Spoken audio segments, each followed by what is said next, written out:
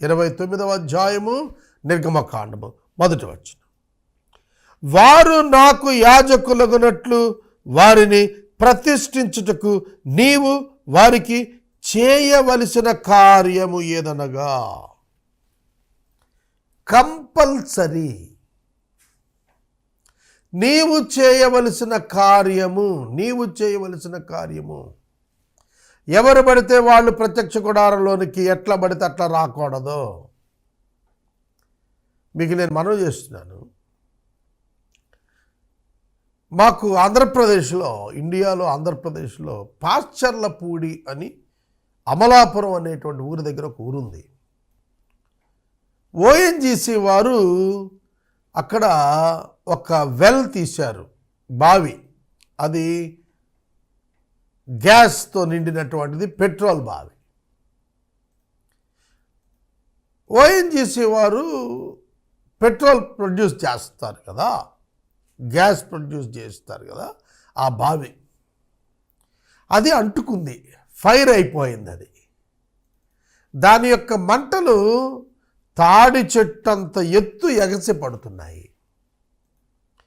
ఆ చుట్టుపక్కల ప్రాంతం అంతా కూడా కొన్ని వందల మీటర్ల వరకు తగలబడిపోయాయి, ఆ వేడికి భస్మం అయిపోయాయి. ప్రభుత్వం ఆ చుట్టుపక్కల 5 కిలోమీటర్ల ప్రాంతం వరకు ఉన్నటువంటి ప్రజల్ని ఖాళీ చేయించేశారు. ఈ బ్లో అవుట్ అలా విస్ఫోటనంగా తగలబడుతూ ఉన్నటువంటి ఆ వెల్ క్యాపింగ్ చేయాలి, దాన్ని మూసేయాలా, దాన్ని ఆర్పాలా. భారతదేశంలో ఉన్నటువంటి వారు ప్రయత్నం చేశారు. ఆ ఫైర్ ఫైటర్స్ ఉంటారు, వాళ్ళు ప్రయత్నం చేశారు, అవ్వలేదు, చేయలేకపోయారు. అప్పుడు భారత కేంద్ర ప్రభుత్వం అమెరికా దేశాన్ని అభ్యర్థించింది. వాళ్ళు నీల్ యాడమ్స్ అనే అతన్ని ఒక టీంని పంపించారు. అతనితో పాటు 2-3 వచ్చారు. వాళ్ళు స్పెషల్ హెలికాప్టర్లో తీసుకెళ్ళి ఆ బ్లో అవుట్ చూయించారు. That is the first day. వారు వచ్చిన తర్వాత ఆయన చెప్పాడు, నీల్ యాడమ్స్ చెప్పాడు, it is very simple blow out, we can handle it, we can close it. మేము ఇది చాలా చిన్నది, ఆర్పేస్తా అన్నారు. అందరూ సంబరపడ్డారు. ఆ తర్వాత రోజున వారు ఆ స్థలానికి వచ్చారు, స్పెషల్ వెహికల్లో వచ్చారు. వచ్చినప్పుడు వారు ప్రత్యేకమైన దుస్తులు ధరించారు. ఏ దుస్తులు? ప్రత్యేకమైన దుస్తులు ధరించారు. అవి అగ్నిలో కాలనటువంటి వస్తువులు, దుస్తులు అవి, అగ్నిలో కాలని దుస్తులు అవి. వాటిని ధరించి వాళ్ళు స్ట్రైట్గా ఆయన ఆ యొక్క మంటలలోనికి వెళ్ళిపోయాడు. అందరూ ఉత్కంఠగా చూస్తున్నారు. కొంచెం సేపటికి టప్పు మనకు శబ్దం వచ్చి ఆ ఫైర్ సడన్గా ఆగిపోయింది. ఆ వెల్కి క్యాపింగ్ పర్ఫెక్ట్గా చేసి అతను బయటకు వచ్చేసాడు. అతను మనలాంటి మనిషే, కానీ అతడు తొడుగుకున్నటువంటి ఆ యొక్క వస్త్రము, దానిని హ్యాండిల్ చేయటం కొరకు అతడు తీసుకున్నటువంటి శిక్షణ, అది అతని ప్రత్యేకంగా నిలిపింది. God is like a blowed fire. దేవుడు అగ్ని వంటి వాడు. నోబడి, ఎవరు కూడా ఆయనతో ఆటలాడలేరు. కనుక వాళ్ళు పనిచేయబోతోంది ఒక పవర్ హౌస్లో, ఒక బ్లోఅవుట్ ప్లేస్లో పనిచేయబోతున్నారు. అందుకని చెప్పాడు, నువ్వు వాళ్ళకు ఒక కార్యం చేయాలి. They are ordinary human beings. మీకు ఒక మాట చెప్తానండి, దీని పవర్ ఎట్లా ఉంటుందో ఒక మాట చెప్తాను. సిలువలో యేసుక్రీస్తు ప్రభువునకు దేవాది దేవుడు ఆయన శరీరం మీద, సిలువలో యేసు శరీరం మీద మానవ పాపాన్ని మోపి పరలోకము నుండి అగ్ని కుమ్మరించాడు, ఉగ్రత కుమ్మరించాడు ఆ శరీరం మీద ఉన్న పాపం మీద. అది డైరెక్ట్గా యేసు శరీరం మీద తాకింది. అది ఎంతటి హెల్ ఫైర్ అంటే, హెల్ అనేది ఎంతకాలం ఉంటుందో దాని యొక్క కంప్లీట్ పవర్ ఫ్యూ సెకండ్స్లో కుదించి దాన్ని కుదించి ద సేమ్ హెల్ ఫైర్ యొక్క పవర్ని యేసుప్రభు బాడీ మీద కుమరించాడు. యేసుక్రీస్తు ప్రభుకి ఏం కాలేదు, ఎందుకంటే ఆయన పరిశుద్ధుడు. Jesus Christ is the holy one, no sin in him, no sinful nature in him.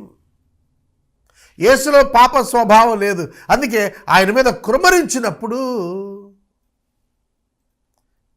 ఆయనకి ఏమీ కాలేదు.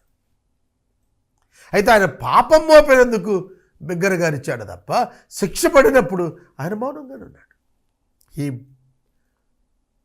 దాన్ని భరించాడు, ఆయన సహించగలిగాడు. ఎందుకంటే that body is a special body, only prepared to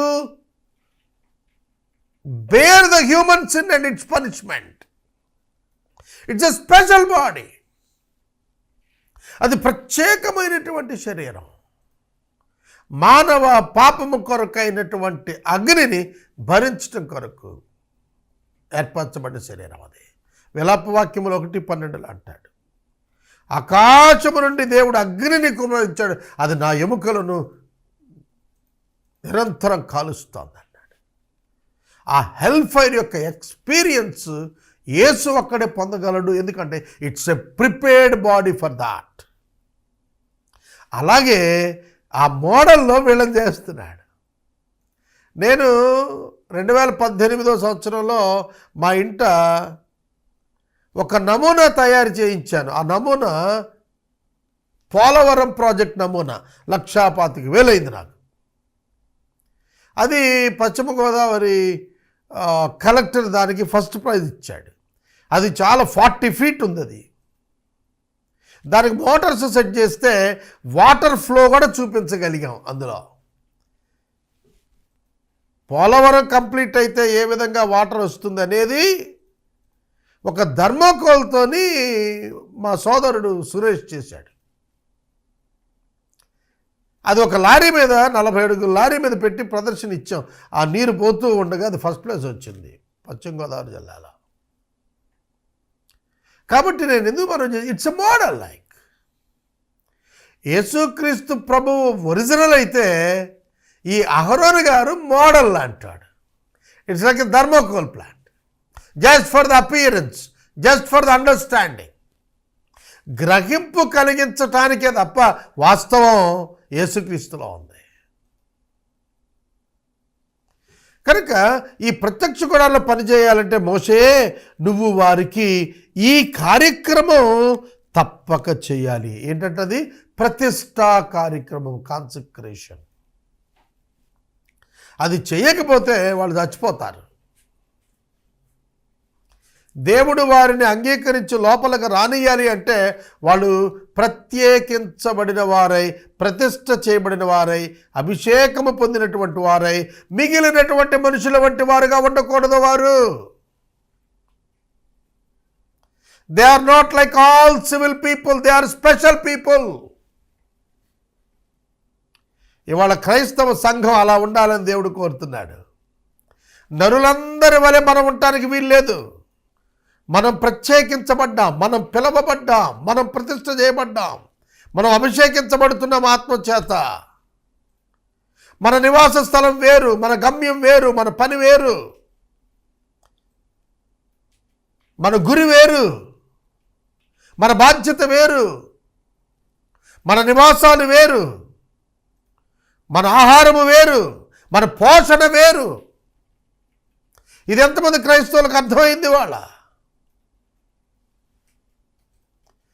ఇది అర్థం కావటానికే ప్రత్యక్ష గుడారంలో ప్రతిష్టా కార్యక్రమం.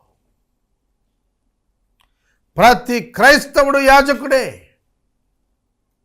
అయితే ఏ విధంగా ఆధ్యాత్మికంగా యాజకుడు శిలువ రక్తముచో శుద్ధి చేయబడుతున్నాడు, పరిశుద్ధాత్మని చేత నింపబడుతున్నాడు, దేవుని అగ్ని చేత అంతరంగమును దహింపజేయబడుతున్నాడు.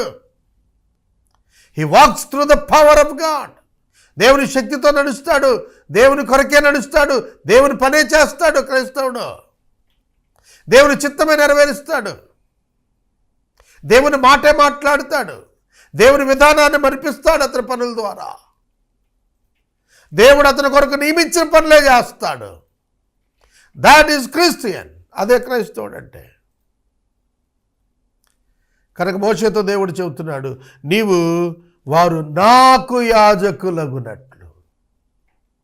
సాధారణంగా అన్ని మతాలలో పౌరహిత్యం చేసేవారు, ముల్లాలా ఉండేవారు, మత నాయకులందరూ కూడా దే వర్క్ ఫర్ పీపుల్, ప్రజల కొరకు పనిచేస్తారు. But here they work for God, వారు దేవుని కొరకు పనిచేస్తారు. That is the difference of the Christianity. క్రైస్తవ్యము దేవుని సొత్తు. దేవుడు వారి సొత్తు కాదు, దేవునికి వీరే సొత్తు. గ్రహిస్తున్నారా? దేవునికి వీరు కావాలి. దేవునికి సంఘము కావాలి. మనుషులకు దేవుడు కావాలి, కానీ క్రైస్తవ్యంలో దేవుడికి మనుషులు కావాలి. తన కుమారునికి ఒక వధువు కావాలి. That is the purpose of the creation.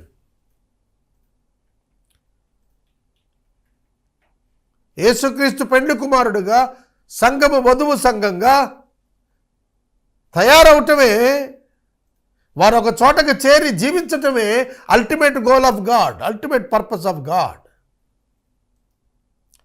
అందుకొరకే మనం నియమించబడ్డాం, అందుకొరకే మనం పిలువబడ్డాం, అందుకొరకే మనం ఏర్పరచబడ్డాం, అందుకొరకే మనం అభిషేకించబడ్డాం, అందుకొరకే మనం ప్రతిష్ఠించబడ్డాం. మోషే వాళ్ళు నాకు యాజకులగునట్లుగా. We should walk in the light of God. We should dwell in the presence of God every time.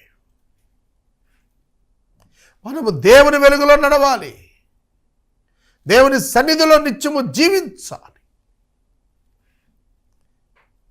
God made us the partners in His work. మనలను దేవుడు ఆయన పనిలో భాగస్థులను చేశాడు. అందుకని వారు నాకు యాజకులు. They are my employees, they are my people, they are my chosen. సహోదరుడా, సహోదరి, do you understand who are you? నీకు అర్థమవుతుందా నువ్వెవరవో? ఇది మనం వెంటనే మర్చిపోతాం, వెంటనే మర్చిపోతున్నాం. దేవుని ఆత్మ నీలో ఉండి నిన్ను రగులుస్తూ ఉన్నాడు. దాని కొరకు ప్రభు అంటున్నాడు, నాకు యాజకులగునట్లు వారిని ప్రతిష్ఠించు. ఇక్కడ మోషే వీళ్ళను ప్రతిష్ఠిస్తున్నది మోడల్ 1. అపోస్తుల కార్యముల గ్రంథంలో సంఘము యొక్క ప్రారంభం మనం చూస్తాం. సంఘాన్ని ప్రారంభించినటువంటి అపోస్తులను గురించి యోహాను సువార్త 17వ అధ్యాయంలో యేసు ప్రభు అన్నారు, తండ్రి నీవును నేనును ఏకమై ఉన్నలాగన వీరును మనతో ఏకమై ఉండాలి. That is Christianity. క్రైస్తవుడు అంటే తండ్రి అయిన దేవునితో కుమారుడైనటువంటి దేవుని ద్వారా అనుసంధానం చేయబడిన గుంపు. కాబట్టి నీవు నాకు ఇచ్చిన మహిమ నేను వీరికి ఇచ్చాను, వీరిని నేను సత్యమందు ప్రతిష్ఠ చేశాను, నీ వాక్యమే సత్యము. మనము ప్రతిష్ఠ చేయబడుతోంది వాక్యము చేత. ఓల్డ్ టెస్టిమెంట్లో నీటితో శుద్ధి, ఓల్డ్ టెస్టిమెంట్తో రక్తం చెమర్చి చెవుల మీద వేయటం, బొట్టన వేలు మీద వేయటం, కాలి బొట్టల మీద వేయటం. దీని వివరాన్ని నేను ఇస్తాను, అర్థం చెబుతాను తర్వాత. కాబట్టి ఇవన్నీ కూడా అవుట్ సైడ్, ఫర్ ఎగ్జాంపుల్ అని ఇవన్నీ వెలుపల జరుగుతున్నాయి. ఉదాహరణగా యేసుక్రీస్తు ప్రభు ఇది ఆత్మ సంబంధంగా మనలో జరిగించాడు. మనలో ఆత్మ సంబంధముగా ఇవన్నీ జరిగించాడు ప్రభు. It is the act of God, not the act of Moses. మోసే పెర్ఫార్మ్ చేస్తున్నాడు, కానీ ఈ యాక్ట్ అంతా దేవునిది. దేవుడు చేయమన్నాడు, చేస్తున్నాడు మోసే. యేసుక్రీస్తు దేవాది దేవుడు నరునిగా వచ్చి ఆయనే చేశాడు. నరునిగా వచ్చి ఆయనే చేశాడు. అద్భుతం. యేసుక్రీస్తును మనుషులు అభిషేకించలేదు, దేవుడు అభిషేకించాడు. మనుషులు ప్రతిష్ఠించలేదు, దేవుడు ప్రతిష్ఠించుకున్నాడు. మనుషులు పిలవలేదు, దేవుడు పిలుచుకున్నాడు. దేవుడు ఏర్పరచుకున్నాడు, దేవుడు పంపాడు. ఆయన పేరు షిలోహు అనగా పంపబడిన వాడని అర్థము. ఆయన అపోస్తలుడు అనగా పంపబడిన వాడని అర్థము. He was sent by God. దేవుని చేత పంపబడ్డాడు, దేవుని చేత అనుగ్రహించబడ్డాడు, దేవుని చేత ప్రత్యేకముగా ఈ పని నిమిత్తం నియమించబడ్డాడు. ఆయనకు ఒక పనిచ్చి పంపాడు దేవుడు. యోహాను 17:4 చెప్పాడు, చేయుటకు భూమి మీద నీవు నాకు ఇచ్చిన పని సంపూర్ణముగా చేసి నేను నిన్ను మహిమపరిచాను అన్నాడు. కనుక యేసుక్రీస్తు ప్రభువు దేవుని పనిని పూర్తి చేయటానికి వచ్చాడు. ఆ పని రక్షణ కార్యము. ఆదాము పోగొట్టుకున్నటువంటి ఆ మహిమను తిరిగి యేసునందు విశ్వాసము ద్వారా దేవునితో అనుసంధానమైన వారికి ఆధ్యాత్మికంగా అనుగ్రహించడానికే యేసుక్రీస్తుని లోకానికి పంపించాడు. The whole consecration spiritual system through Jesus Christ God operated. యేసుక్రీస్తు ద్వారా దేవుడు దానిని ఆపరేట్ చేస్తున్నాడు. అందుకనే పాత నిబంధనలో మోషే ద్వారా ఆ సిద్ధపాటు కార్యక్రమాన్ని వివరించాడు. మోషే వారిని ప్రతిష్ఠించవలసిన కార్యము చేయటానికి మొదట వారిని తీసుకురావాలి. ఎక్కడి నుంచి తీసుకురావాలి? వారి పాళెముల నుండి వారిని మందిరము దగ్గరకు తీసుకుని రావాలి. కనుక గుర్తించండి, ఎలా తీసుకురావాలో చెప్పాడు, ఎవరిని తీసుకురావాలో చెప్పాడు. ఎవరు తీసుకురావాలి? అహరోనును అతని కుమారులను గుడారము యొక్క ద్వారము దగ్గరకు తీసుకురా. మోషే వెళ్ళాడు, అహరోనుకు చెప్పాడు, అతని కుమారులకు చెప్పాడు, దేవుడు మిమ్మల్ని ఏర్పాటు చేసుకున్నాడు, మీరు రావాలా, మీరు వచ్చేటప్పుడు ఈ విధానములో రావాలా, ఈ పద్ధతిలో రావాలా. కనుక చూడండి, మీరు గమనించండి, వారిని పాళెము నుండి మందిరం దగ్గరికి తీసుకొస్తున్నాడు. పాళెములో సమాజం ఉన్నది, పాళెములో సమాజం ఉన్నారు. సమాజమును ఎక్కడ తీసుకురావాలని చెప్పాడు? ప్రత్యక్ష గుడారం దగ్గరకు తీసుకుని రావాలని చెప్పాడు. కనుక ఒక వ్యక్తి దేవునితో పనిచేయవలెను అని అనగా లోకము నుండి మొట్టమొదట తనను తాను ప్రత్యేకించుకోవాలి. He should be separated from the society and from his own family. గుర్తించండి, మీరు గమనించండి, ఈ 12 గోత్రాల ప్రజలలో నుండి వీరు ప్రత్యేకించబడుతున్నారు. They belongs to God. They didn't belongs to their physical family. ఇది ఎంతమందికి అర్థమైంది? అసలు ఎంతమంది సేవకులకు తెలుసు, మేము మా బంధువుల కొరకు కాదు వారి నుంచి బయటకు వచ్చాం, మేము వీఆర్ స్పెషల్ పీపుల్. కనుక ఈ ఆధ్యాత్మికమైనటువంటి కార్యములో అడుగుపెట్టేవాడు భౌతిక సంబంధమైనటువంటి సంబంధాలన్నిటి నుంచి కూడా వెలుపటికి వస్తున్నాడు. It is the spiritual relationship, not the physical relationship.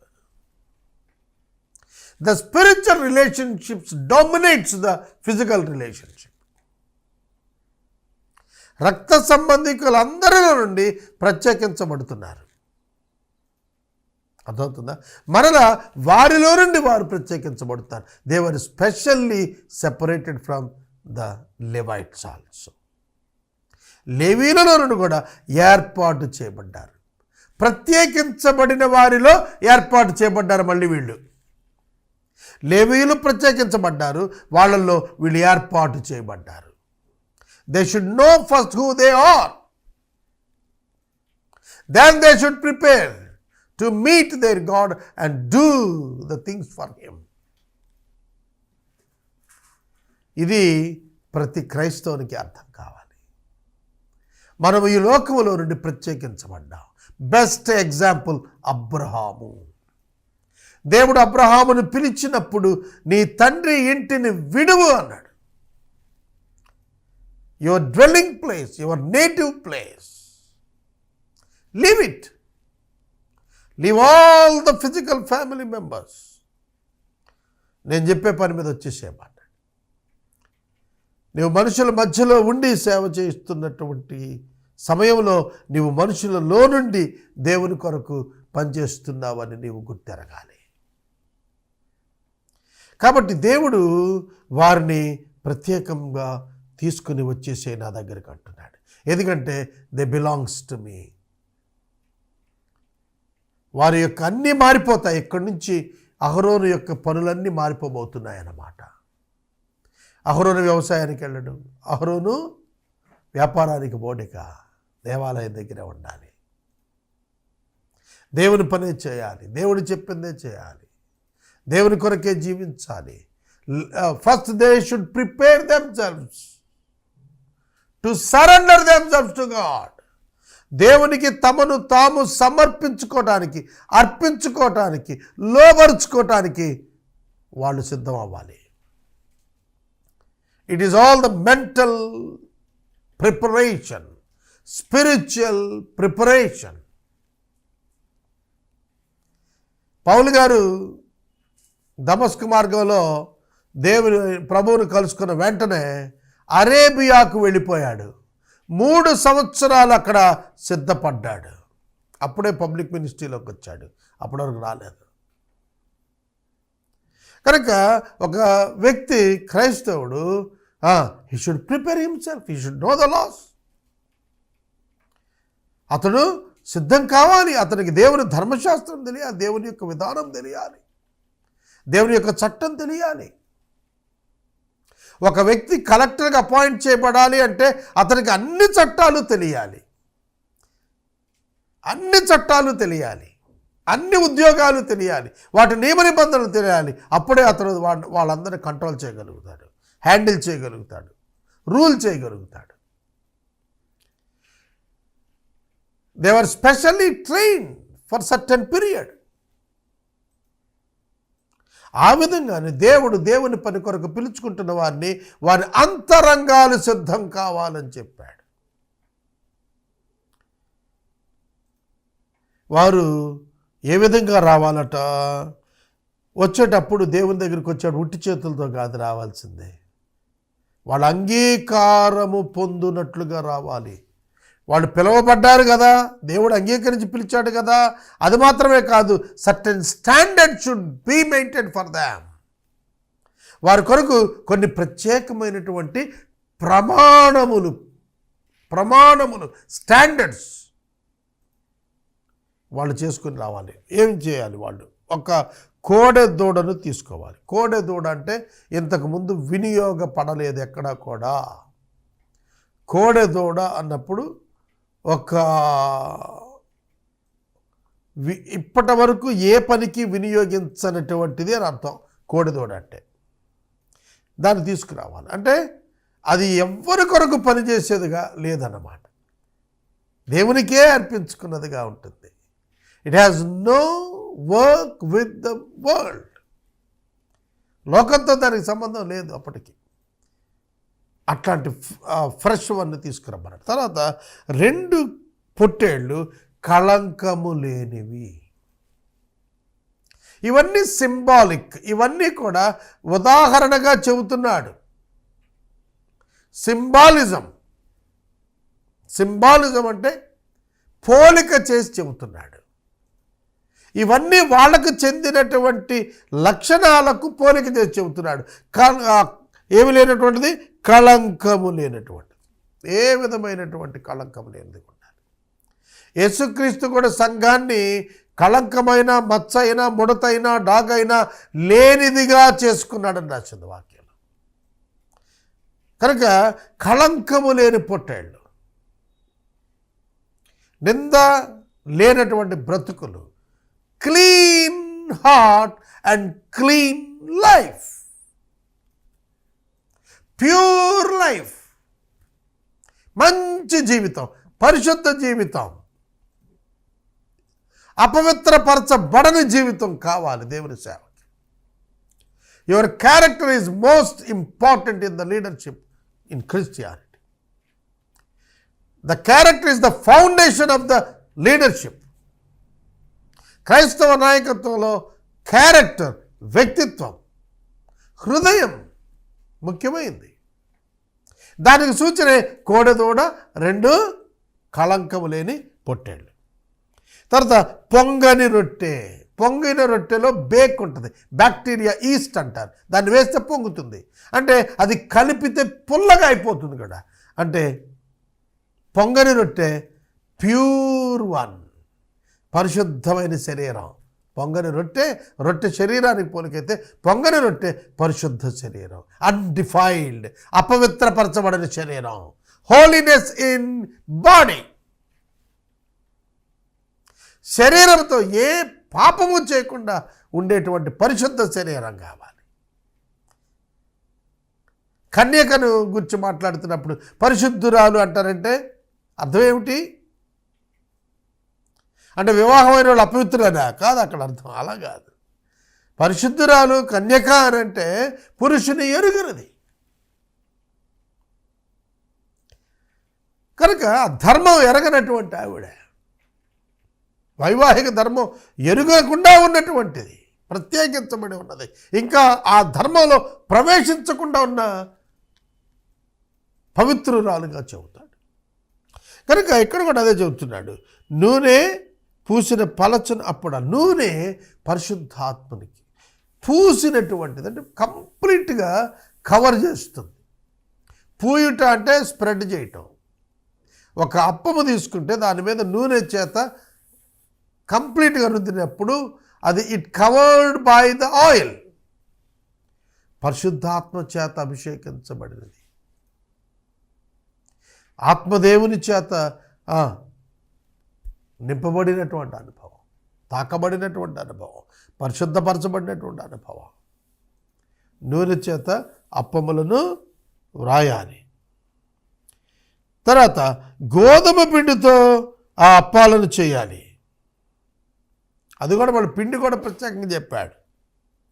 గోధుమ యేసుక్రీస్తు ప్రభువుకు గుర్తు.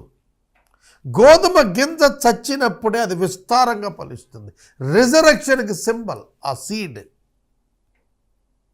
మరణం పునరుత్థానాలకు గుర్తు గోధుమ అక్కడ ఉంది అంటే అది ఇంతకు ముందు చచ్చి మళ్ళా బ్రతికి వచ్చిన దానిలో నుండి వచ్చింది. It is having the experience of resurrection. గోధుమ గింజ పునరుత్థాన అనుభవం కలిగినదిగా మన జ్ఞాపకం చేస్తుంది. దాని నుంచి వచ్చిన పిండి షేప్లెస్. పిండికి షేపే ఉంటుంది, గోధుమకు షేప్ ఉంటుంది, పిండికి షేపే ఉంటుంది. విరిగి నలిగినటువంటి హృదయానికి గుర్తుగా అది కనబడుతుంది. వాటి గంప నిండుగా చేయాలి, పరిపూర్ణమైనటువంటిదిగా, సంపూర్ణమైన దేవునికి అవసరమైనటువంటి ప్రామాణికంగా దాన్ని చేసి వాటిని తీసుకొని రావాలి. ఆ గంపలో ఉన్నటువంటి అప్పాలు, కోడెదూడ, 2 కళంకము లేని ఆ గొర్రె పొట్టేళ్ళు తీసుకుని, దాట్ ఈస్ ద ప్రిపరేషన్. దేవుని సన్నిధికి వచ్చేటప్పుడు you must prepare to meet your God. దేవుని దగ్గరికి వచ్చాడు ఎట్టబడితే అట్ట కాదండి. You should prepare your self. నీ హృదయాన్ని సమర్పించుకోవాలి, నిన్ను నీవు ప్రత్యేకించుకోవాలి, నువ్వు సిద్ధపడాలి, నువ్వు ఒప్పుకోవాలి, నువ్వు అంగీకరించాలి. దాసునిగా మారటానికి నువ్వు అంగీకరించి రావాలి. కాబట్టి అవన్నీ తీసుకునే రావాలి. అవన్నీ లేకుండా ఊరికి చేతులు ఒప్పుకుండా రావటం కాదు.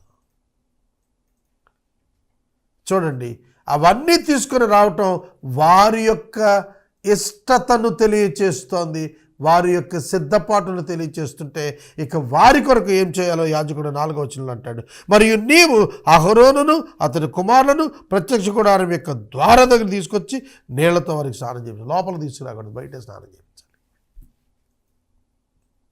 వాళ్ళు ఎంత సిద్ధపడి వచ్చినా కూడా God requires further more cleansing. మేము ఇంటికాడ స్నానం చేసి వచ్చామంటే కుదరదు.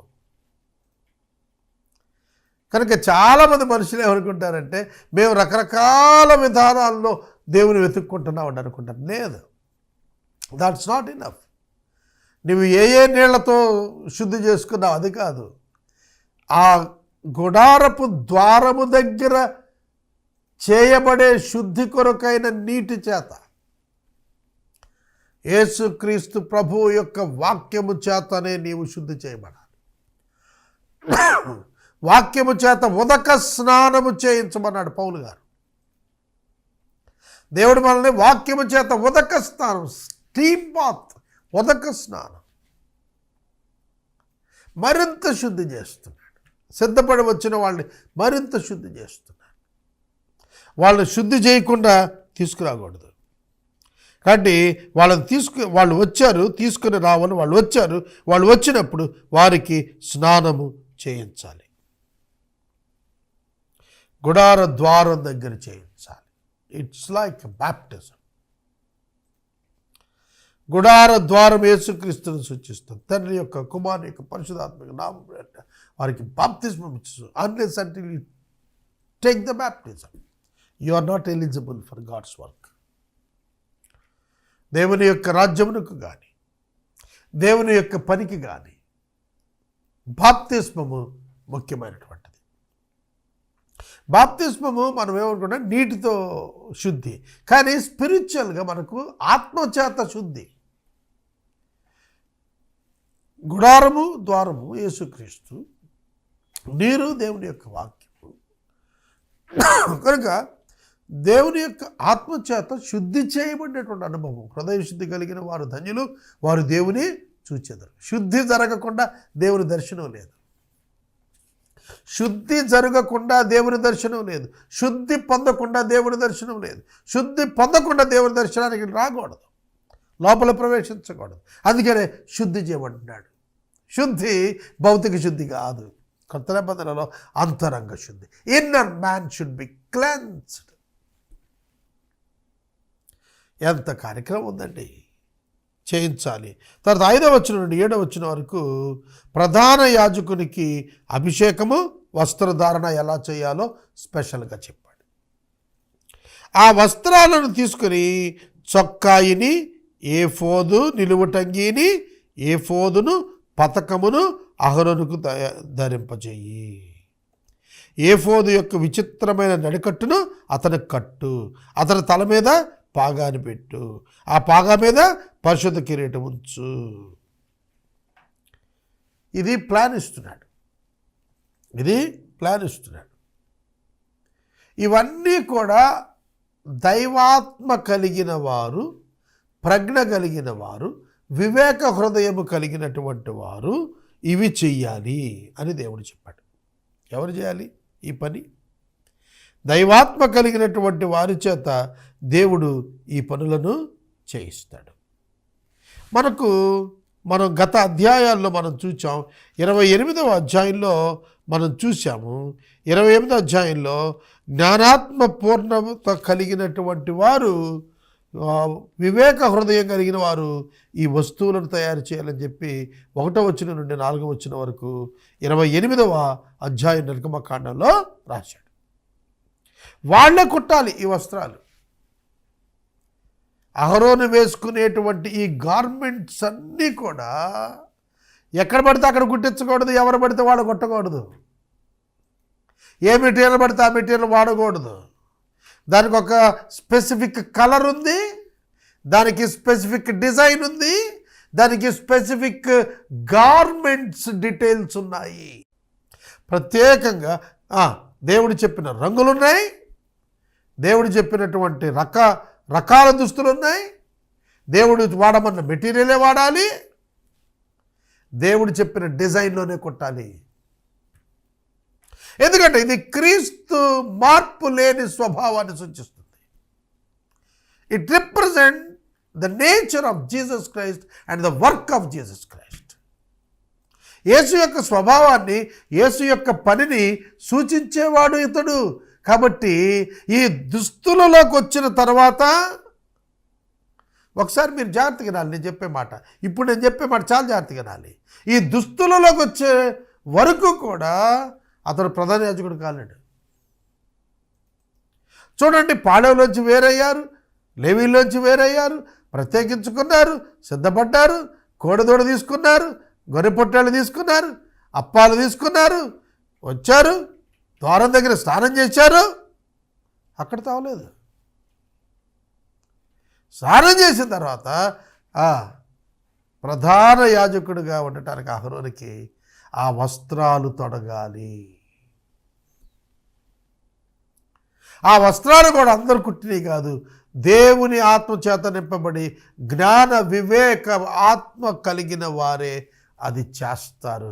వాళ్ళు చేసిన తర్వాత అందుకనే మనము దేవుని చేతి పని అయి ఉన్నాము అంటాడు పౌలు. We're the workmanship of God. We are preparing in the hands of God. దేవుని చేతులలో మనం సిద్ధం చేయబడుతున్నాము. ప్రవక్త అంటున్నాడు, ఆయన నిన్ను అరచేతిలో చెక్కుకున్నాడు. దేవుడు నిన్ను తాను స్వయంగా చేసుకుంటున్నాడు తన పని కొరకు. అందుకని పౌలు అంటాడు, ఈ సామర్థ్యం మా వల్ల కలిగింది కాదు, దేవుడు ఇచ్చింది అంటాడు. Your power inbuilted. నీలో దేవుని ఆత్మ నువ్వు చేయాల్సిన పని కొరకైనటువంటి శక్తి సామర్థ్యాలను ఇన్బిల్ట్ చేసి ప్రిపేర్ చేశాడు. లోపల ఉంచి నేను సిద్ధం చేశాడు. అలాగే ఇక్కడ కూడా మనం చూస్తున్నప్పుడు అతనికి స్నానం చేయించిన తర్వాత వస్త్రాలు తొడిగించాలి. ఆ వస్త్రాల్లో చొక్కాయి ఉన్నది, ఏఫోదు అంగీ ఉన్నది, ఏఫోదు ఉన్నది, న్యాయ విధాన పథకం ఉన్నది. అవన్నీ ధరించిన తర్వాత విచిత్రమైన నడికట్టు కట్టాలి. బెల్ట్, విచిత్రమైన నడికట్టు కట్టాలి. అతని తల మీద పాగా పెట్టాలి, క్యాప్ పెట్టాలి. ఆ పాగా పెట్టిన తర్వాత దాని మీద పరిశుద్ధ కిరీటం ఉంచాలి. యెహోవా పరిశుద్ధుడు అని రాసినటువంటి బంగారు బిళ్ళ కట్టాలి. కట్టిన తర్వాత అభిషేక తైలము తీసుకొని అతని తల మీద పోసి అతను అభిషేకించాలి. చూడండి ఎంత కార్యక్రమం. అభిషేక తైలము తల మీదుగా పోయాలి. 133వ సంకీర్తన. సహోదరులు ఐక్యం కలిగి నివసించుట ఎంత మేలు, ఎంత మనోహరము. అది అహరోను తల మీదుగా పోయబడి గడ్డము మీదుగా కారుచు అంచుల అంగీల మట్టుకు దిగజారుతూ వచ్చిన పరిశుద్ధ తైలము వలె ఉంటుంది అన్నాడు. అంటే ఈ అనాయింట్మెంట్లో ఆయిల్ ఆ తల మీద పాగా మీద పోస్తూ ఉంటే అంచుల యొక్క ఎండింగ్ వరకు కూడా, అంచుల వరకు కూడా, తల నుండి పాదముల వరకు ఉన్నటువంటి వస్త్రము ఆ నూనెతో తడిసిపోతుంది. The oil represents the Holy Spirit. పరిశుద్ధాత్మని చేత కప్పబడిన అనుభవానికి వచ్చేస్తున్నాడు. He should be covered with the Holy Spirit when he is in the presence of God. దేవుని సన్నిధిలో ఉన్నప్పుడు నిండుగా కూడా దేవుని ఆత్మ చేత నింపబడిన అనుభవం, కప్పబడిన అనుభవం. సహోదరుడా, సహోదరి, ఆ నూనె పోయబడిన తరువాత మాత్రమే అతడు ప్రధాన యాజకుడు అవుతాడు. అభిషేకము నూనె చేత పొందే వరకు కూడా ప్రధాన యాజకుడు కాలేడు. అలాగనే ఒక విశ్వాసి ప్రభువైన యేసుక్రీస్తునందు విశ్వాసం ఉంచటం వలన, పాపక్షమాపణ పొందటం వలన, పరిశుద్ధాత్మ దేవుడి అంతరంగంలో కలిగి ఉండటం వలన, దేవుని యొక్క ఆత్మ యొక్క అభిషేకాన్ని కలిగి ఉన్నందువలన అతడు దేవుని బిడ్డ అవుతున్నాడు. దేవుని పనికి అర్హుడుగా మారుతున్నాడు. ఇక్కడ కూడా అహరోను సిద్ధం చేయబడ్డాడు. ఇదంతా కూడా మోసే చేస్తున్నాడు ఆన్ బిహాఫ్ ఆఫ్ గాడ్. దేవుని బదులు మోసే చేస్తున్నాడు, దేవుని పక్షంగా మోసే చేస్తున్నాడు. క్రొత్త నిబంధనలో సంఘానికైతే ఇవన్నీ ఆధ్యాత్మికంగా దేవుడే స్వయంగా చేస్తాడు. అందుకని రక్షణ యెహోవాది. ఏదైనా వనంలో ఆ పశువును వధించి చర్మపు చొక్కాయిలు చేయించి తొడిగించాడు. అలాగే రక్షణ దేవుడు చేసినది, దేవుడు తొడుగునది, దేవుడు మాత్రమే ఏర్పరిచినటువంటిది. It is the work of the triune God. ఈ రక్షణ కార్యము త్రిత్వ దైవము యొక్క పని. ప్రణాళిక ఆయనదే, పని ఆయనదే, ఆ పని యొక్క ఆపాదించుట ఆయన పనే. తండ్రి అయిన దేవుడు రక్షణ కొరకు ఆదేశించాడు, కుమారుడు రక్షణను సిద్ధం చేశాడు, పరిశుద్ధాత్ముడు రక్షణను విశ్వాసికి అందించాడు. కాబట్టి ఎక్కడ చూసిన ఈ సందేశమే బైబిల్లో మీకు కనబడుతుంది. This is the basic fundamental in the Bible. బైబిల్లో ఇది బేసిక్ ఆధారాలతో ఇది ఒకటి. కనుక గుర్తెరగండి, అహరోనును అభిషేకించడానికి అభిషేక తైలం పోయాలి. అభిషేక తైలం అందరూ చేయకూడదు, దాన్ని ప్రత్యేకమైన మెటీరియల్తో చేస్తారు.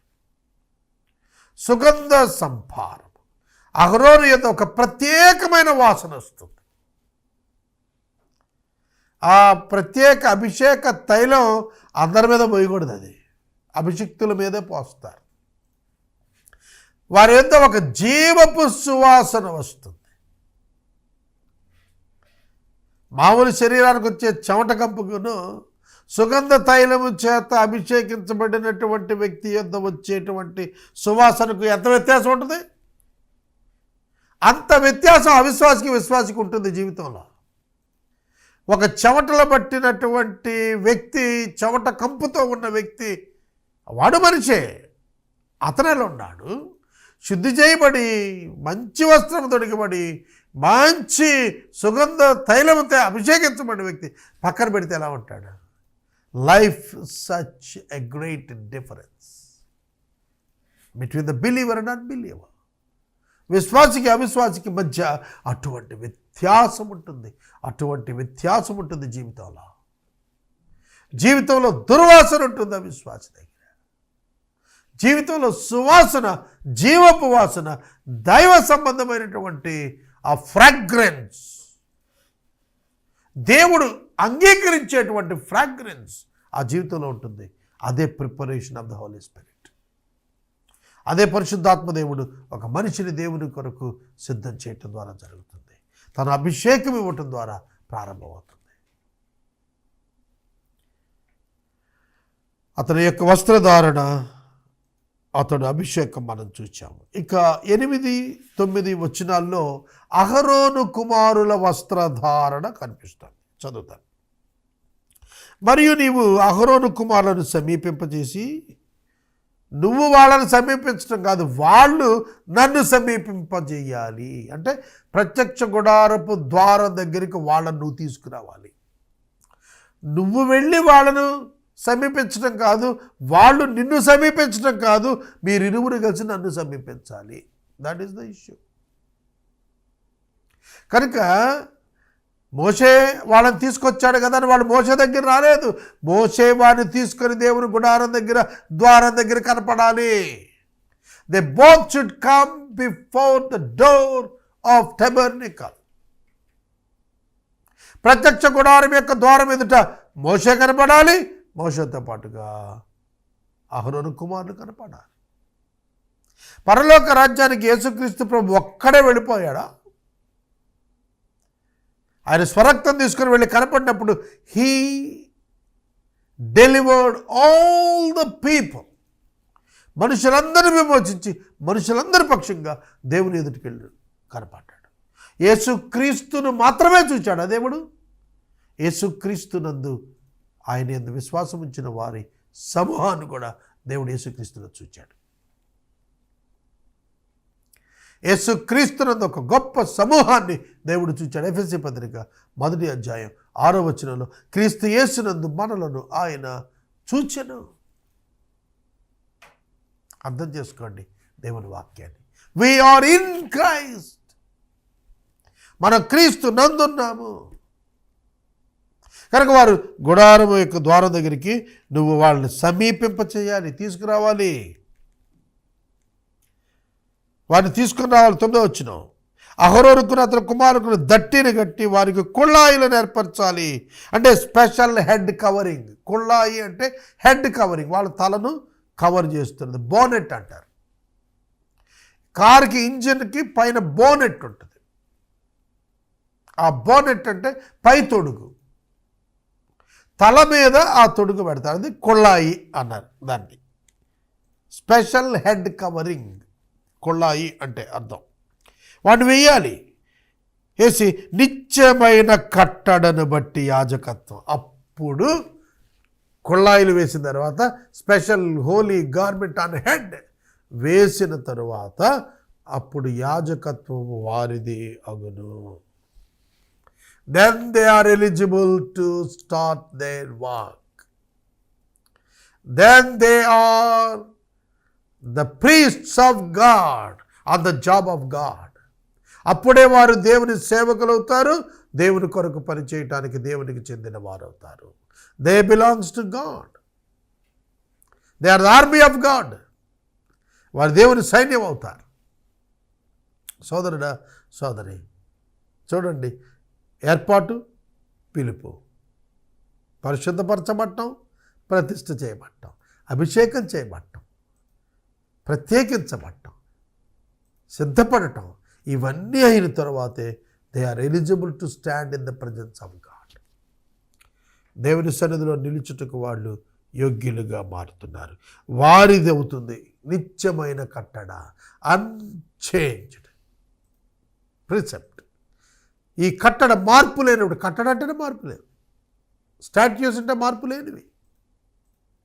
కనుక ఈ కట్టడ నిత్యమైనటువంటిది. It's not temporary, it's a permanent one. ప్రభువైన యేసుక్రీస్తునందు దేవుడు చేసినటువంటి యాజకత్వము శాశ్వతమైన యాజకత్వము. మరలా బలి ఇవ్వాల్సిన అవసరం లేనటువంటి యాజకత్వం. స్వరక్తం చేత ఒక్కసారే పరిశుద్ధ శిబిరములో ప్రవేశించినటువంటి యాజకత్వం. Once for all the sins were forgiven. The sins of all the people of the world were forgiven once for all. ప్రపంచ మానవుల యొక్క పాపములు ఎన్ని ఉన్నవో అన్నీ ఒక్కసారి క్షమించబడ్డాయి. అన్నింటికీ వెల చెల్లించబడింది యేసుక్రీస్తులో. కనుక మన 9వ వచనం దగ్గర యాజకత్వం వారిదవుతుంది. They are eligible now. They are of me. నాకు చెందిన వాళ్ళు, నా పనివారు. వారికి ఎంతటి అధికారం ఇవ్వబడుతుంది, ఎంతటి ఆధిక్యత ఇవ్వబడుతుంది అంటే వారు దేవుని పక్షంగా పనిచేయబోతున్నారు.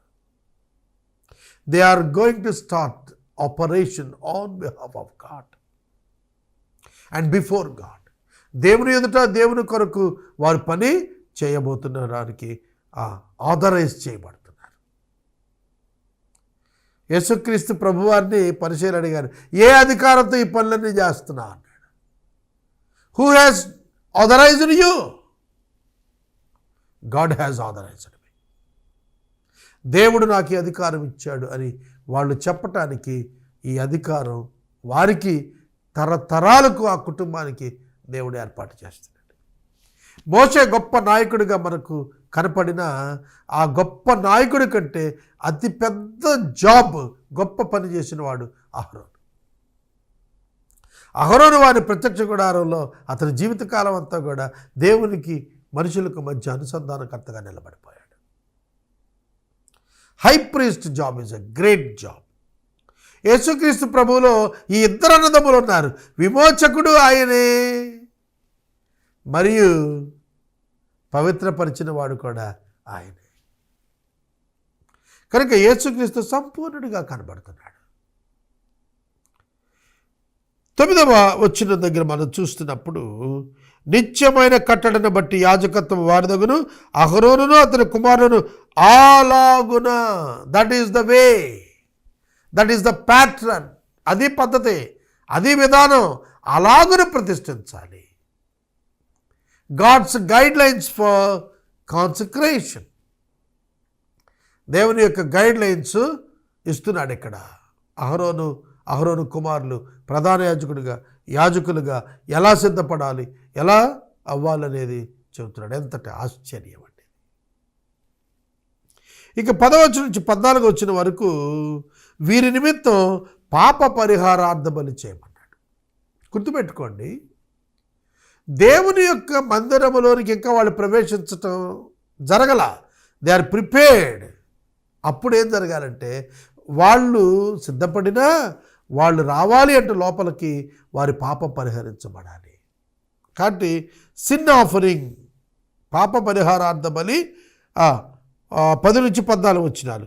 మరియు నీవు ప్రత్యక్షం గుడారం ఎదుటికి ఆ కోడెను తెప్పించాలి. కోడెను తెప్పించాలి. చూడండి, కోడ యొక్క రక్తం పాప పరిహారార్థ బలికి వాడుతున్నాడు. పాప పరిహారార్థ బలికి వాడుతున్నాడు. తర్వాత మరొక బలిస్తాడు, దహన బలిస్తాడు. ఆ తర్వాత ప్రతిష్ఠిత కొరకైనటువంటి అర్పణ ఇస్తాడు. కాబట్టి వాళ్ళ నిమిత్తం పాప పరిహారార్థ బలి, సమాధాన బలి, ప్రతిష్టార్పణ బలి. ప్రతిష్టార్పణ చూడండి, ఎంత శుద్ధి ఉన్నదో, ఎంత సిద్ధపాటు ఉన్నదో, ఎంత అర్హతలు ఉన్నవో ఇందులో మీరు గమనించాలి. ఒక క్రైస్తవునిగా నా జీవితం ఇంత గొప్పదా, ఇంత ప్రత్యేకమైనదా, ఇంత అధికారంతో కూడినదా, ఇంత బాధ్యతతో కూడినదా, ఇంత విలువైనదా, అది నువ్వు తప్పక తెలుసుకోవాలి. నేను ఆనందిస్తున్నాను ఒక క్రైస్తవునిగా. పాప పరిహారార్థ బలి గురించి 10వ వచనం నుంచి 14వ వచనం చదువుకుందాం. నీవు ప్రత్యక్ష గుడారం ఎదుటికి ఆ కోడెను తెప్పించాలి. ఆ కోడ యొక్క శిరస్సు మీద అహరోను అతని కుమారులు తమ చేతులు ఉంచాలి. ట్రాన్స్ఫర్ ఆఫ్ సిన్స్, ప్రత్యామ్నాయ బలి జరుగుతోంది. రోమా 12 అధ్యాయంలో 1వ వచనంలో రోమా పత్రికలో అంటాడు, సజీవమైనటువంటి యాగము అన్నాడు. సజీవమైన యాగముగా మిమ్మల్ని మీరు సమర్పించుకోండి అంటే అర్థం ఏంటి? మీరు బతికే ఉండాలి, కానీ చచ్చిపోవాలి. యాగము అంటే యజ్ఞము, యజ్ఞములో బలి పశువు వస్తుంది. కానీ సజీవ యాగము అంటే యజ్ఞం జరుగుతుంది, యజ్ఞం పూర్తయినా బలి పశువు బతికుంటుంది. అంటే ప్రత్యామ్నాయం కావాలి మనుషులకైతే. యేసు ప్రభువుకైతే అక్కర్లేదు, ఎందుకంటే ఆయన హైపోస్టాటిక్ యూనియన్. ఆయన పాపరహితుడు. పాపము యొక్క శిక్ష ఆయన మీద పడి మరణించిన ఆయన తిరిగి బ్రతికాడు సిలువలో.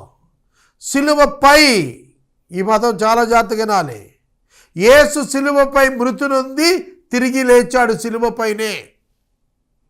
He died on the cross and he resurrected on the cross spiritually.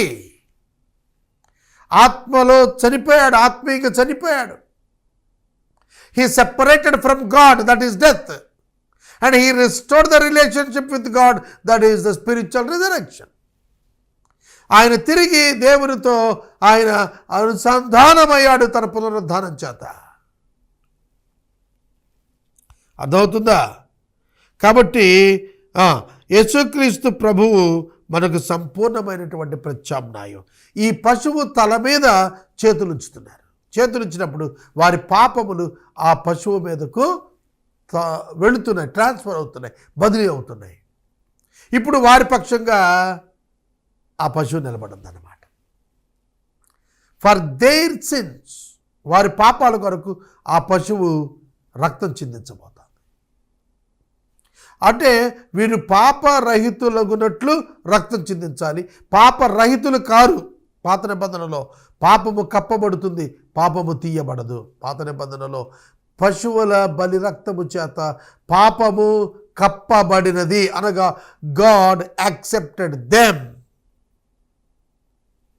when he saw the blood of the animals. ఎలా అంగీకరించాడంటే వారిని తాత్కాలికముగా క్రీస్తు యొక్క నిజమైన బలి జరుగు వరకు తాత్కాలికముగా వారిని ఆమోదించాడు. ఆ తర్వాత పర్మనెంట్ చేశాడు. క్రీస్తు రక్తం చేత వారు పర్మనెంట్గా సేవ్ అయ్యారు. పాపము కప్పబడింది, తొలగించబడలేదు. కాబట్టి మీరు గుర్తెరగాలి, పరిశుద్ధ రక్తము చిందించబడాలి. ప్రత్యామ్నాయమైనటువంటి పరిశుద్ధుడు పాపి స్థానంలో నిలబడాలి. ఇట్స్ అ ప్రిన్సిపల్, ఇదొక నియమం. పాపి స్థానములో పాపి తన పాపము కొరకు ఏమీయో చేసుకొనలేడు కనుక, తాను పాపి కనుక పరిశుద్ధుని ఎదుట నిలవలేడు కనుక, పరిశుద్ధుని ఎదుట నిలుచుటకు మరి యొక్క పరిశుద్ధము అయినది కావాలి. అన్బ్లెమిష్, నింద లేనటువంటిది, పాపము లేనటువంటి రక్తము కావాలి. జంతువులకేం పాపం ఉంటుందండి. కాబట్టి జంతువు యొక్క రక్తం అహరోను యొక్క కుమారులను కప్పుతుంది. గాడ్స్ యాక్సెప్టెన్స్ వారికి వస్తుంది. దేవుడు వారిని నాశనం చేయకోకుండా వారిని కాపాడుతుంది అని అర్థం అండి. It covers, the blood covers them. మనం పాపులమేనండి, మనలో ఏం ప్రత్యేకత లేదు. యేసు రక్తం కప్పబడినందున ఆ రక్తాన్ని చూచి మనల్ని వదిలేస్తాడు దేవుడు, శిక్షించకుండా. ఇక్కడ కూడాను ఈ యొక్క పాపములన్నీ కూడా క్షమించబడు నిమిత్తము పాపము ఆ జంతువు మీదకి ట్రాన్స్ఫర్ అవుతుంది. ఇట్స్ ఎ లెసన్, అదొక పాఠం. కనుక ఆ జంతువు వారికి బదులు బలవుతుంది, రక్తం చిందిస్తుంది, అది మరణిస్తుంది. అందుకే వాళ్ళు అంగీకరించబడతారు.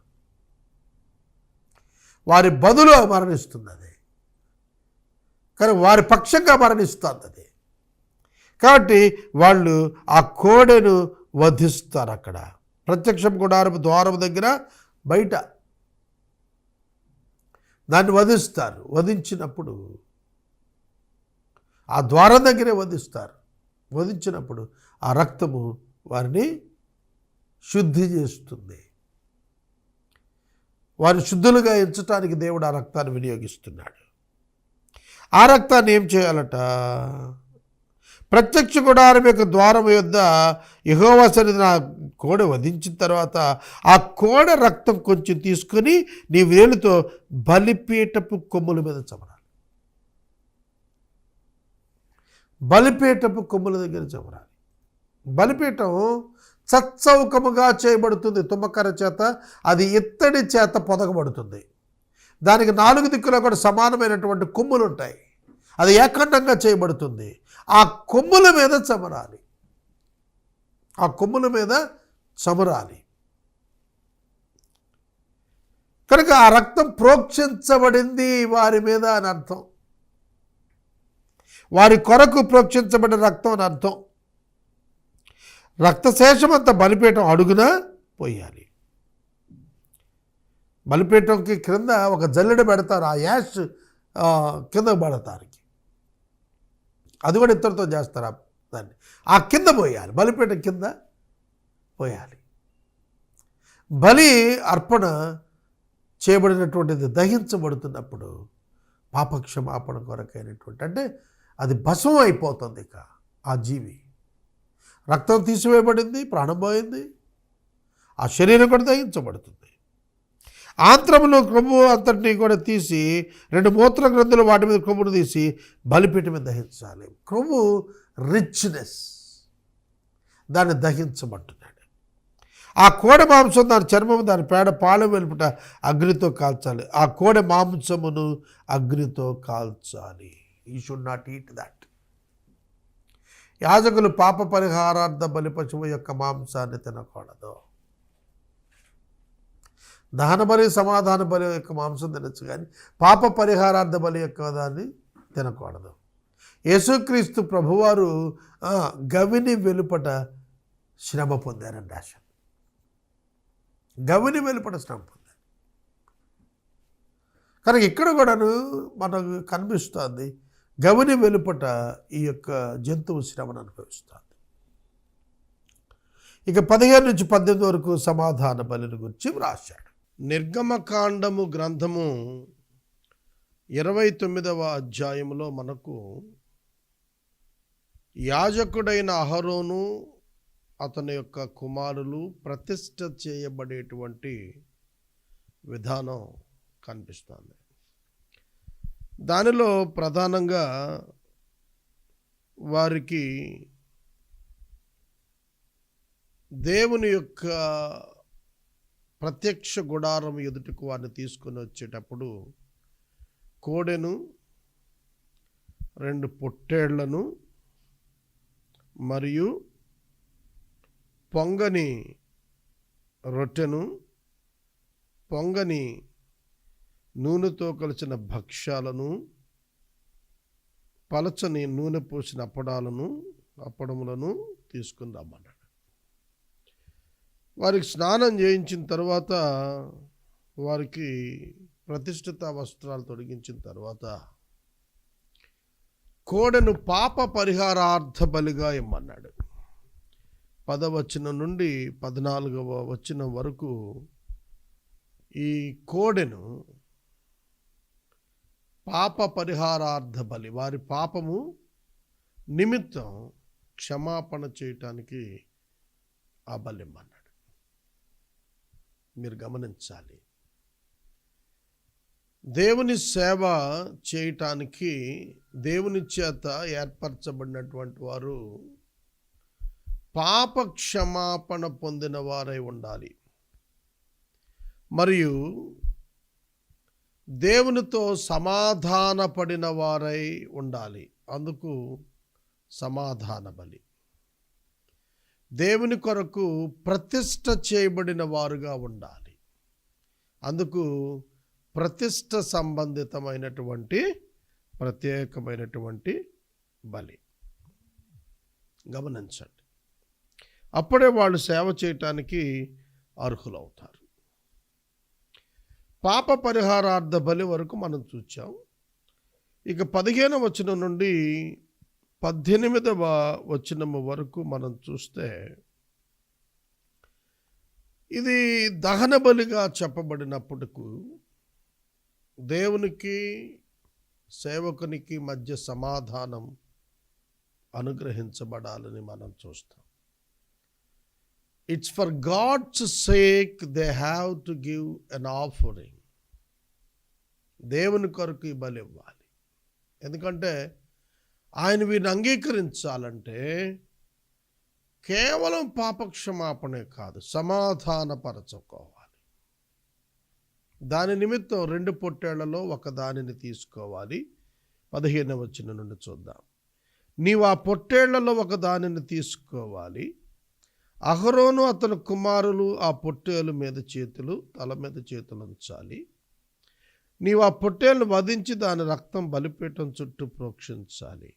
ఆ పొట్టేలును దాని అవయవాలు విడదీసి ఆంత్రములు దాని కాళ్ళను కడిగి అవయవములతో తలను చేర్చి బలిపీఠం మీద పొట్టేలు అంతా దహించాలి. ఇది దహన బలి. యెహోవాకు ఇంపైన సువాసన గల హోమం ఇది. చూడండి, దహన బలి దేవునికి ఇంపైనటువంటి ఆఘ్రాణింపుగా చెప్పాడు. అంటే గాడ్స్ యాక్సెప్టెన్స్ వస్తుంది అందులో, గాడ్స్ ఫేవర్ దొరుకుతుంది ఇందులో. దేవుడు అంగీకరిస్తున్నాడు ఈ బలి ద్వారా. ఈ బలి దేవునితో సమాధానాన్ని ఇస్తుంది. కనుక వీరు ఆ జంతువు పైన తమ చేతులుంచినప్పుడు తమ పాపములను ఆ జంతువుపై, దాని రక్తముపై ఆపాదిస్తున్నట్లుగా అర్థమవుతుంది. వారి పాప క్షమాపణతో వారికి సమాధానాన్ని దేవుడు అనుగ్రహిస్తున్నాడు. ఇక 19వ వచనం నుండి 21వ వచనం వరకు ఉన్న వాక్య భాగంలో 2వ పొట్టేలును ఇస్తున్నటువంటి విధానం కనిపిస్తుంది. ఇది కాన్సక్రేషన్ ఆఫరింగ్, ప్రతిష్ఠ కొరకైనటువంటి అర్పణము. ఇది చదువుకుందాం. మరియు నీవు 2వ పొట్టేలును తీసుకోవాలి. అహరోను అతని కుమారులు ఆ పొట్టేలు తల మీద తమ చేతులు ఉంచాలి. ఆ పొట్టేలును వధించి దాని రక్తములో కొంచెము తీసి అహరోను కుడి చెవి కొన మీద, అతని కుమారుల కుడి చెవుల కొనల మీద, వారి కుడి చేతి బొటన వేళ్ల మీద, కుడి కాలు బొటన వేళ్ల మీద చమిరి బలిపీఠం చుట్టూ ఆ రక్తాన్ని ప్రోక్షించాలి. మరియు నీవు బలిపీఠం మీద రక్తములో అభిషేక తైలంతో కొంచెం తీసుకుని అహరోను మీద, అతని వస్త్రాల మీద, అతని కుమారుల యొక్క వస్త్రాల మీద ప్రోక్షించాలి. అప్పుడు అతని వస్త్రాలు, వారి కుమారుల వస్త్రాలు ప్రతిష్ఠితాలవుతాయి. దేవుని సన్నిధిలోనికి ప్రవేశించడానికి, మందిరంలోనికి వారు ప్రతిష్ఠించబడాలి. వారి వస్త్రములు కూడా ప్రతిష్ఠించబడాలి. కనుక వారు ప్రతిష్ఠించబడాలంటే వారు పరిశుద్ధులు కావాలి. అందుకనే దేవుని యొక్క వాక్యంలో మనం చూస్తున్నప్పుడు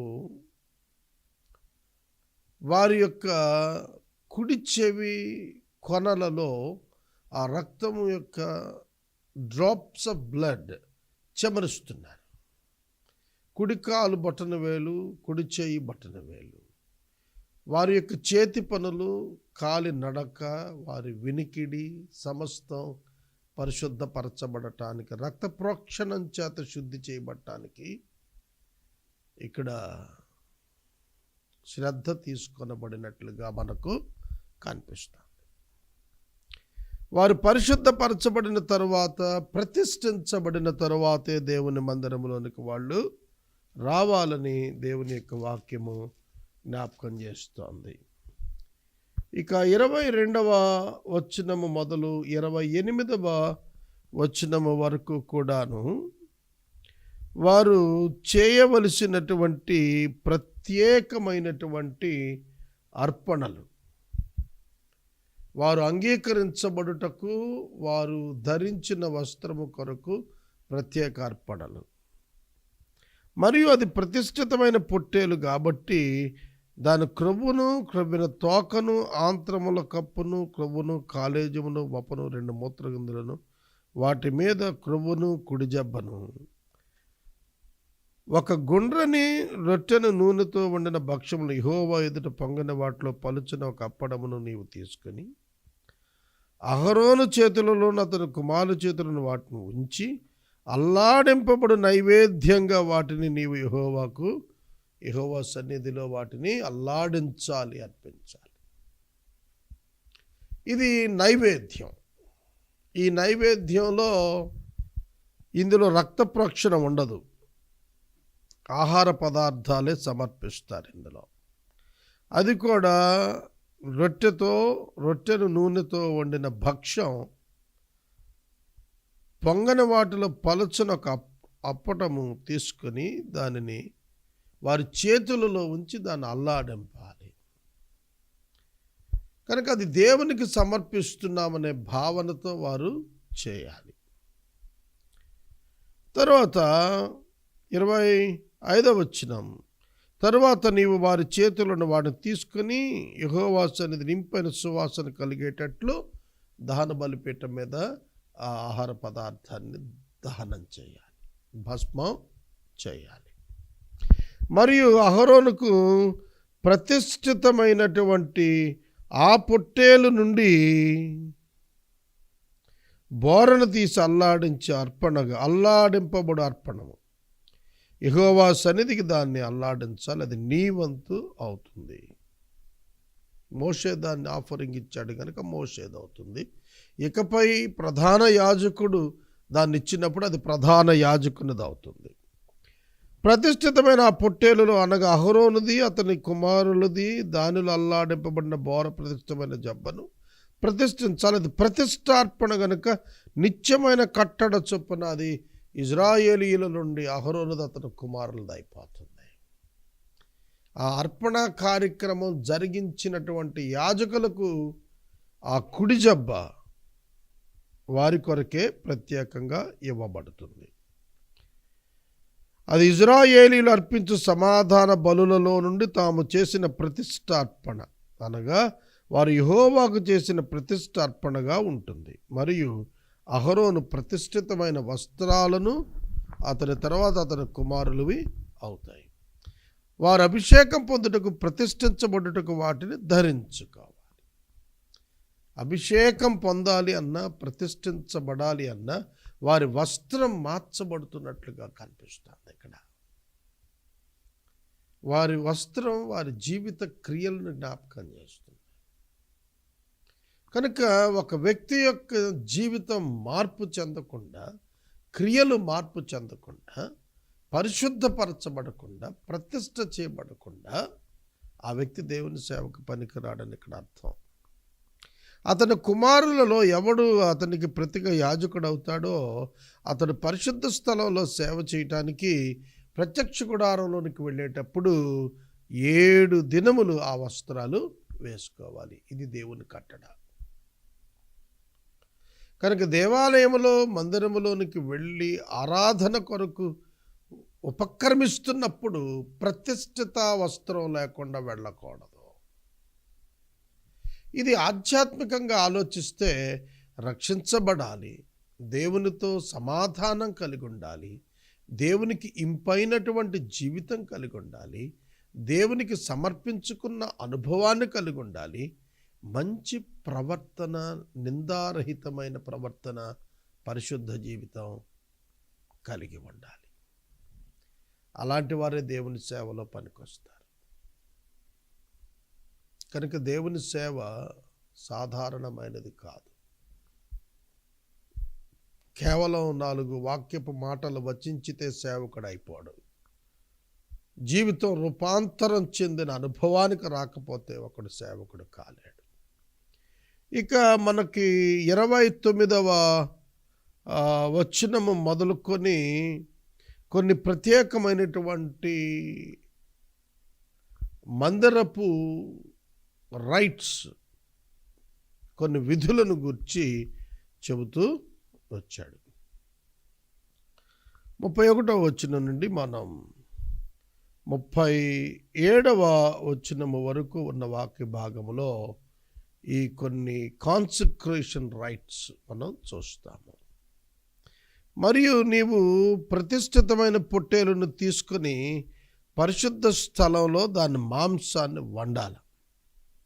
అహరోను అతని కుమారుడు ప్రత్యక్ష గుడారం యొక్క ద్వారం దగ్గర పొట్టేలు మాంసమున గంపలలో రొట్టెలు తినాలి.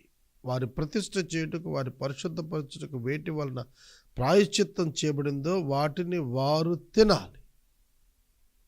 చూడండి, ప్రాయశ్చిత్తం చేసిన తరువాత దానిలో నుండి వండినటువంటి దానిని వారు భుజించాలి. They are the partakers of that sacrifice. దేవుడు దానిని అంగీకరిస్తున్నాడు. విధిగా వారు భుజించటం వలన వారు దేవుని పక్షంగా దానిని ఆరగిస్తున్నారని మనకు అర్థమవుతుంది. వారు ప్రతిష్ఠ చేయుటకు, వారిని పరిశుద్ధపరచుటకు వేటి వలన ప్రాయశ్చిత్తం చేయబడిందో వాటిని వారు తినాలి. అది పరిశుద్ధమైనది, అన్యుడు వాటిని తినకూడదు. అది సేవకుడే తినాలి, ఎందుకంటే దేవుని పక్షంగా సేవకుడు కనుక. అది వారి యొక్క పోషణార్థమైనటువంటి విధులలో ఒకటిగా దానిని దేవుడు వారి కొరకు అనుగ్రహించాడు. 35వ వచనం, నేను నీకు ఆజ్ఞాపించిన వాటన్నింటిని బట్టి నీవు అట్లు అహరోను అతని కుమారులు చేయాలి. 7 దినాలు వారిని ప్రతిష్ఠ చేయాలి. ఒక్కరోజు కాదు, 7 రోజులు ప్రతిష్ఠ. అంటే పరిపూర్ణమైనట్లుగా ప్రతిష్ఠించుకుంటేనే దేవునికే చెందిన వారుగా, వారు ఇక దేనికి చెందని వారిగా సంపూర్ణంగా వారు దేవునికి అర్పించుకున్నప్పుడే వారు సేవకు అర్హులయ్యారు. ప్రాయశ్చిత్తము నిమిత్తము నీవు ప్రతిదినము ఒక కోడెను పాప పరిహారార్థ బలిగా అర్పించాలి. బలిపీఠం నిమిత్తం ప్రాయశ్చిత్తం చేయటానికి పాప పరిహారార్థ బలి అర్పించిన దాన్ని ప్రతిష్ఠించుటకు దానికి అభిషేకం చేయాలి. 7 దినములు నీవు బలిపీఠ నిమిత్తం ప్రాయశ్చిత్తం చేసి ఆ బలిపీఠాన్ని పరిశుద్ధపరచాలి. అది అతి పరిశుద్ధంగా ఉంటుంది. దానికి తగులునదంతయు ప్రతిష్ఠితమైపోతుంది. బలిపీఠం ప్రతిష్ఠిస్తున్నాడు ఇక్కడ. బలిపీఠం అతి పరిశుద్ధమయ్యేటట్లు ప్రతిష్ఠించబడటానికి సంపూర్ణమైనటువంటి బలియాగము చేత దానిని 7 దినములు ఆచరించి 7 పాప పరిహారార్థ బలులు ఇచ్చిన తరువాత ఆ బలిపీఠం పవిత్రమవుతుంది. దానికి తగిలినది పరిశుద్ధమవుతుంది, పవిత్రమవుతుంది. యేసుక్రీస్తు బలిపీఠానికి చక్కటి గుర్తు. మత్తయి సువార్త 8వ అధ్యాయంలో కుష్ఠరోగి యేసుక్రీస్తు ప్రభువు నద్దకు కొండ మీది ప్రసంగం అనంతరం వచ్చాడు. ఆయన కొండ దిగి వస్తున్నాడు, కుష్ఠరోగి ఆయన దగ్గరికి వచ్చాడు. సాధారణంగా కుష్ఠరోగి మనుషుని తాకినా యాజకుని తాకినా, యాజకుడైనా మనిషి అయినా 7 దినాలు అతడు అపవిత్రుడై ఉంటాడు. కానీ విచిత్రం, ఇక్కడ 7 దినాలు అతడు అపవిత్రుడు, అతను తాకిన వాడు అపవిత్రుడు కావలసి ఉండగా యేసును అతడు తాకినప్పుడు యేసు అపవిత్రుడు కాకపోగా వాడు పవిత్రుడయ్యాడు. బలిపీఠమునకు ఏది తగులుతుందో అది ఖచ్చితంగా ఏమవుతుంది? ప్రతిష్ఠితం, పరిశుద్ధం అయిపోతుంది. గుర్తుపెట్టుకోండి. కానీ యేసుక్రీస్తు ప్రభువు శిలువలో ఆయన సంపూర్ణమైనటువంటి బలిపీఠంగా కనిపిస్తాడు. ఆయనకు తగిలిన వారు, ఆయన ఎవరికి తగిలితే వారు పరిశుద్ధులైపోతారు, ప్రతిష్ఠితులైపోతారు. కనుక క్రీస్తుకు బలిపీఠం అద్భుతమైన సాక్ష్యంగా ఉన్నది. ఇక 38వ వచనము మొదలుకొని 42వ వచనం వరకు మనం చూస్తే యాజకుల యొక్క విధులు మరియు దహన బలులు ఇచ్చుట వివరము మనకు కనిపిస్తున్నది. 38వ వచనము మొదలు 42వ వచనం వరకు. నీవు బలిపీఠం మీద నిత్యం అర్పించవలసినది ఏమనగా ఏడాదివి 2 గొర్రె పిల్లలు, ప్రతి ఉదయం 1, ప్రతి సాయంకాలం 1, దంచి తీసిన 30 నూనెతో కలిపిన 10వ వంతు పిండి పానీయార్పణముగా 30 ద్రాక్షారసమున మొదటి గొర్రెపిల్లతో అర్పించాలి. సాయంకాలమున 2వ గొర్రెపిల్లను అర్పించాలి. ఇది యెహోవాకు ఇంపైన హోమం అయ్యేటట్లు ఉదయకాలమందు అర్పణను దాని పానీయార్పణ అర్పించినట్లే సాయంకాలమున అర్పించాలి. చూడండి, ఇది మనకు ఈ అర్పణను గూర్చినటువంటి ప్రత్యేక విషయాన్ని తెలియచేస్తోంది. ఇది యెహోవా సన్నిధిని సాక్ష్యపు గుడారం యొక్క ద్వారము దగ్గర నిత్యమైనటువంటి అర్పణగా, దహన బలిగా మరి ఇక్కడ తెలుస్తోంది. నీతో మాట్లాడుటకు నేను వచ్చి అక్కడ మిమ్మల్ని కలుసుకుంటాను అన్నాడు. ఎక్కడైతే దేవునికి మానవునికి మధ్యన సమాధానము స్పష్టముగా ఏర్పడినదో అక్కడనే దేవుడు వారితో మాట్లాడతాడు. దేవునితో సమాధానము లేకుండా దేవుని స్వరము వినుట అసాధ్యం. You must repent and you must confess your sin before God and you must accept your lord as your saviour and his blood will cleanse you. ఆయన రక్తము నిన్ను శుద్ధిని చేసినప్పుడే, ఆయన బలిపీఠముగా నీకు తగిలినప్పుడే, ఆయన యొక్క సన్నిధిలో నీవు ప్రతిష్ఠించుకొనగా ఆయన అంగీకరించినప్పుడే ఆయన స్వరాన్ని నీవు వినగలుగుతావు. కనుక బైబిల్ గ్రంథంలోని దేవుని యొక్క స్వరం ప్రతివానికి అర్థం కాకపోవటానికి కారణం అదే. పరిశుద్ధమైన జీవితం లేకుండా ఎవడు దేవుని చూడలేడు. పరిశుద్ధ హృదయం లేకుండా ఎవడు దేవుని సన్నిధిని అనుభవించలేడు. దేవుడు ఆ వ్యక్తితో మాట్లాడవలనగా పరిశుద్ధమైన జీవితం అతనికి కావాలి. దేవుని చేత తాకబడిన జీవితం, దేవుని రక్తము చేత ప్రోక్షించబడిన జీవితం కావాలి. ఇది లేకుండా సాధ్యం. కనుక మనం 38 నుండి 42 మధ్యన యాజకులు యొక్క కొన్ని విధులు మనం చూచాం.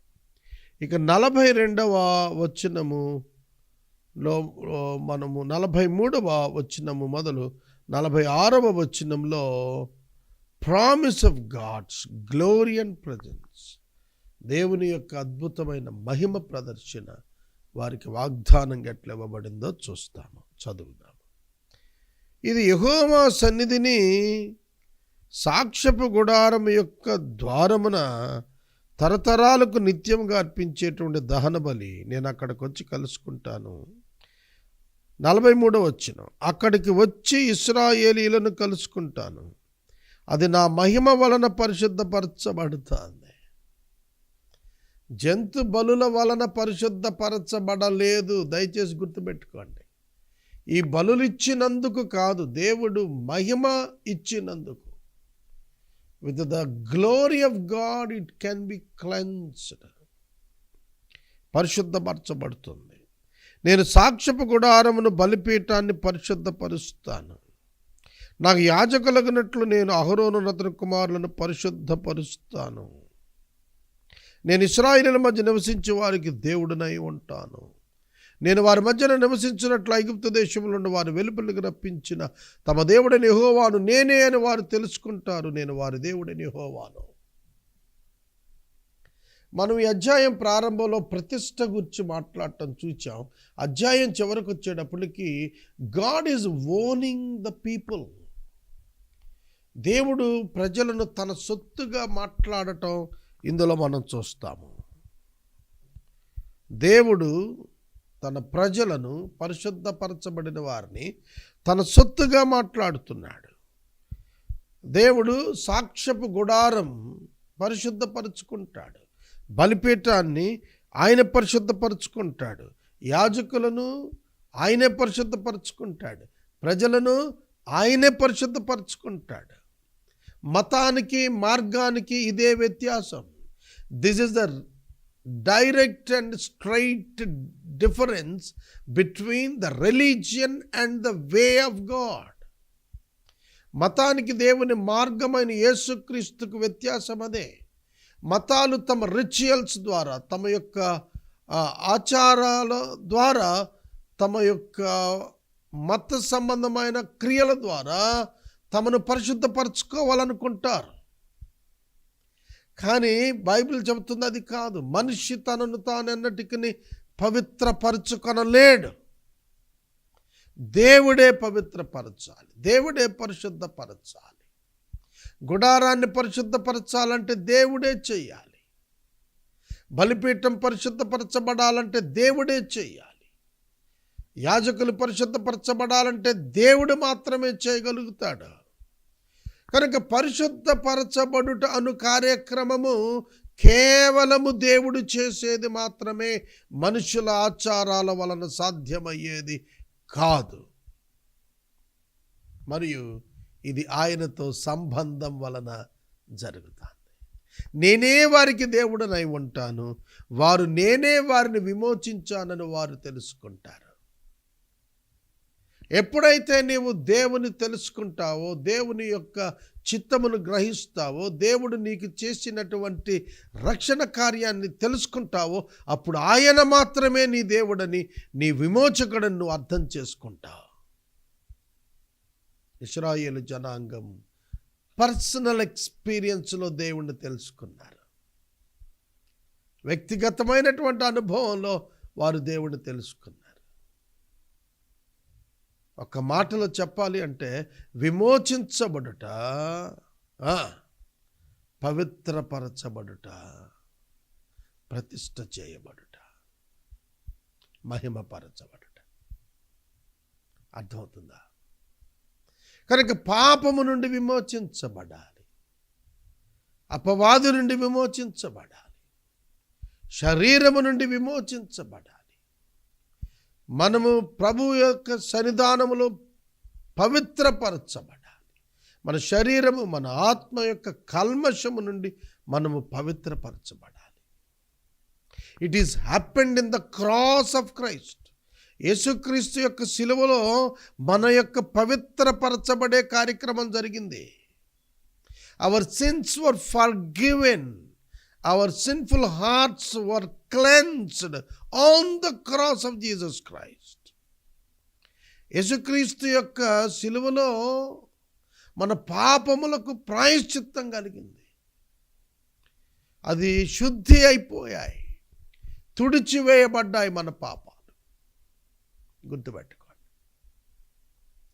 కాబట్టి మన దేవుడు ఆయనే అని మనం తెలుసుకుంటాం. ఒక సంబంధం ఏర్పడుతుంది, ఒక బాంధవ్యం ఏర్పడుతుంది, ఒక బాధ్యత ఏర్పడుతుంది. దేవుని యొక్క వాగ్దానములు పై జీవించటం మనం నేర్చుకుంటాం. ఇశ్రాయేలీయులు దేవునితో అనుసంధానమయ్యారు. దేవుడు తనను వారితో సమాధానపరుచుకుంటానికి ఈ ప్రక్రియలన్నీ క్రీస్తునందు వాస్తవాలని వారికి అర్థమయ్యేటట్లుగా చూపించాడు. ఇక్కడితో మనకు 29వ అధ్యాయం ముగిసింది.